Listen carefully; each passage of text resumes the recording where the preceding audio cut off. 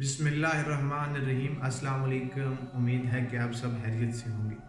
जैसा कि आप जानते हैं कि पिछली वीडियो में मैंने हसद के बारे में बयान किया था कि हसद क्या होता है, हसद के नुकसानात क्या हैं और हसद से कैसे बचा जा सकता है। तो सबसे पहले तो अगर आपने अभी तक वो वाली मेरी वीडियो नहीं देखी तो मैं आपसे गुजारिश करूँगा कि उस वीडियो को ज़रूर देखें।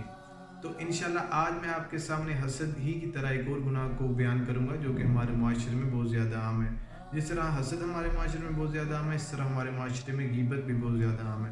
इस वीडियो में मैं आपको बताऊंगा कि गीबत क्या है, गीबत के नुकसानात क्या हैं और गीबत की कौन कौन सी शक्लें हैं।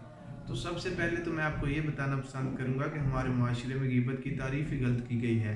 आज की इस वीडियो में इंशाल्लाह मैं गीबत की सही डेफिनेशन के बारे में आपको बताऊँ। गीबत क्या है, यानी आप किसी में कोई बुराई देखें तो उसको दूसरों के सामने हकारत की नज़र से बयान करें, यानी किसी की गैर मौजूदगी में ऐसी बातें करना जो वो सुने तो उसे अच्छी ना लगे, गीबत कहलाती है।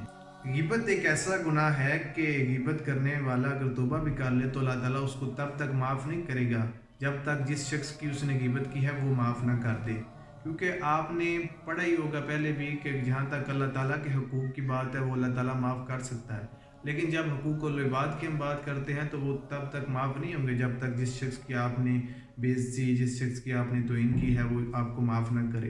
तो ये गीबत जो है वो हुकूकुल इबाद का हिस्सा है। तो आपने जिस शख्स की गीबत की है जब तक वो आपको माफ़ नहीं करेगा, अल्लाह ताला आपको कभी माफ़ नहीं करेगा। गीबत का शुमार उन चंद कबीरा गुनाहों में होता है जिसके लिए दो लोगों का होना ज़रूरी है।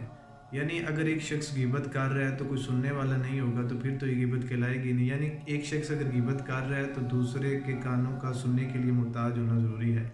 तो इस बारे में कुरान मजीद में अल्लाह ताला ने गीबत करने से मना फरमाया और कहा कि तुम में से कोई इस बात को पसंद करेगा कि वो अपने मुर्दा भाई का गोश्त खाए, तुम इससे तो नफरत करोगे। तो जिस तरह गीबत करने वाला मुर्दा भाई का गोश्त खा रहा है उसी तरह गीबत सुनने वाला भी मुर्दा भाई का गोश्त खा रहा है। तो हजूर सल्लल्लाहु अलैहि वसल्लम ने इस बारे ये फरमाया कि तुम अपने कानों को गीबत से बचाओ, क्योंकि गीबत करने वाला और सुनने वाला दोनों इसमें बराबर के शरीक हैं। आजकल अगर किसी को कहें कि भाई गीबत ना करो तो वो ये कहता है कि मैं तो गीबत नहीं कर रहा बल्कि मैं उस शख्स के बारे वही कुछ बयान कर रहा हूँ जो उसमें मौजूद है। तो भाई अगर कोई किसी में ऐब मौजूद है आप उसको उसकी गैर मौजूदगी में बयान करते हैं तो यही तो गीबत कहलाता है। अगर उसमें वो ऐब मौजूद नहीं है तो फिर ये बुहतान कहलाता है। जब हजूर सल्लल्लाहु अलैहि वसल्लम से पूछा गया कि गीबत क्या है तो आपने फरमाया कि गीबत ये है कि तुम अपने मोमन भाई की गैर मौजूदगी में उसके बारे वो कुछ बयान करो जिसे वो सुने तो उससे बुरा लगे। सहाबा ने कहा या रसूल अल्लाह सल्लल्लाहु अलैहि वसल्लम, अगर हमारे भाई में वो बुराई मौजूद हो तो हुजूर सल्लल्लाहु अलैहि वसल्लम ने फरमाया तभी तो ये गीबत है। अगर तुम्हारे भाई में वो बुराई मौजूद नहीं है तो फिर ये बुहतान कहलाएगा और बुहतान गीबत से भी बड़ा गुनाह है। मैंने आजकल अक्सर देखा है कि हमारे माशरे में गीबत करना एक आम सा रवाज बन गया है। और भाई आप किसी की गैर मौजूदगी में अपनी बुराइयों को भूल कर उसके ऐब बयान करने से बड़े आदमी नहीं बन जाते। बड़ा आदमी बनने के लिए आपके पास अच्छी सोच, अच्छे ख्यालात, अच्छा दिल और हसद से पाक होना ज़रूरी है।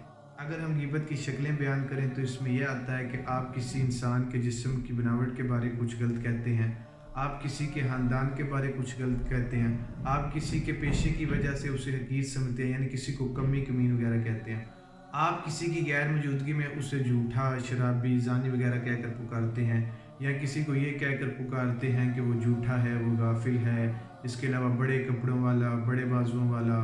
तो ये सब जो है ये गीबत की शक्लें हैं। गीबत के हमारे माशरे में बहुत ज़्यादा नुकसानात हैं। इसने हमारे माशरे से सुकून जो है उसको खात्मा कर दिया हुआ है। आजकल हर कोई एक दूसरे से नाराज़ है।